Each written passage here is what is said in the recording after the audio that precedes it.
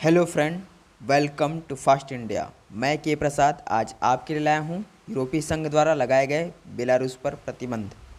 चर्चा में रहे बेलारूस के खिलाफ लगाए गए प्रतिबंध। हाल ही में यूरोपीय संघ ने बेलारूस के खिलाफ प्रतिबंध लगाए हैं, जिसमें उसकी एयरलाइंस को यूरोपीय संघ के हवाई क्षेत्र और हवाई अड्डों का उपयोग करने से प्रतिबंधित किया गया है। बेलारूस की राजनीतिक पृष्ठभूमि।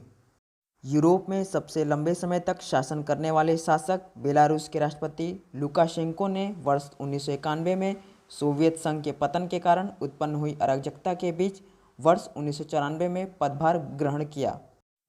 इन्हें प्रायः यूरोप के अंतिम तानाशाह के रूप में वर्णित किया जाता है। उन्होंने सोवियत साम्यवाद के तत्वों को संरक्षित करने का प्रयास किया। वह 26 वर्षों से सत्ता में हैं तथा अर्थव्यवस्था का अधिकांश हिस्सा राज्य के हाथों में है और विरोधियों के खिलाफ सेंसरशिप एवं पुलिस कार्रवाई का उपयोग कर रहे हैं। वर्ष 2020 में लुकाशेंको को चुनाव में विजेता घोषित किए जाने के बाद राजधानी मिन्स्क में विरोध प्रदर्शन शुरू हो गए, जो हिंसक सुरक्षा कार्रवाई के कारण हुए थे। बेलारूस में स्थिर अर्थव्यवस्था और चुनाव की निष्पक्षता पर संदेह को लेकर सरकार के खिलाफ व्यापक गुस्सा व्याप्त है। अब हम जानेंगे बेलारूस पर लगाए गए पिछले प्रतिबंध के विषय में।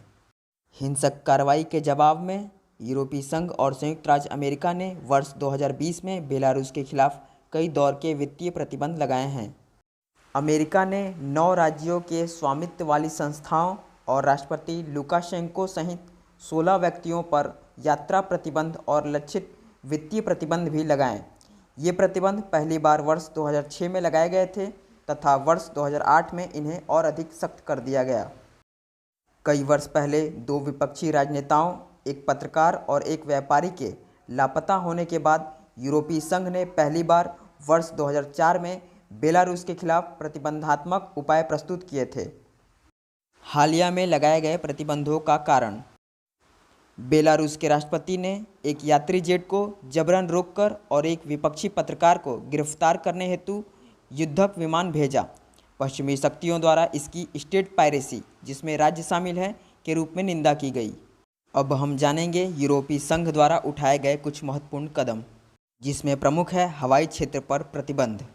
बेलारूसी एयरलाइनों को यूरोपीय संघ के 27 राष्ट्र ब्लॉक के हवाई क्षेत्र से प्रतिबंधित करने का आह्वान किया गया और यूरोपीय संघ आधारित वाहकों से पूर्व सोवियत गणराज्य के ऊपर से उड़ान भरने से बचने का आग्रह किया। जबरन विमान रोकने की जांच। यूरोपीय संघ के देश ऐसे बेलारूसी व्यक्तियों की सूची को विस्तृत करने के लिए सहमत हुए जिनके यात्रा करने पर पहले ही प्रतिबंध लगाया जा चुका है और अंतर्राष्ट्रीय नागरिक उड्डयन संगठन ICAO से बेलारूस की इस घटना की तत्काल जांच करने का आग्रह किया। इसने हिरासत में लिए गए पत्रकार की रिहाई की भी मांग की। व्यक्तियों और व्यवसायों पर प्रतिबंध। अक्टूबर 2020 के बाद से यूरोपीय संघ उत्तरोत्तर यात्रा प्रतिबंध और संपत्ति जब्त करने जैसे उपायों के साथ अधिक से अधिक प्रमुख राजनीतिक हस्तियों को प्रतिबंधित कर रहा है। हाल की घटना के संबंध में यूरोपीय संघ ने 88 व्यक्तियों और 7 संस्थाओं की अपनी प्रतिबंध सूची में जोड़ने का निर्णय लिया। बिलियन यूरो आर्थिक पैकेज। यूरोपीय संघ ने बेलारूस को 3 बिलियन यूरो का निवेश पैकेज देने को तैयार था, जिसे अब तब तक फ्रीज कर दिया जाएगा जब तक कि देश लोकतांत्रिक नहीं हो जाता। निहितार्थ। बेलारूस यूरोप के भीतर एवं यूरोप और एशिया के बीच मार्गों के उड़ान पथ पर स्थित है।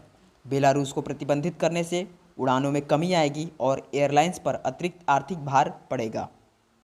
बेलारूस को एयरलाइंस से हर दिन 70,000 यूरो तक की आय होती है।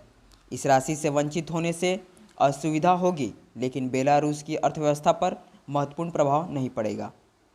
अंतर्राष्ट्रीय नागरिक उड्डयन संगठन।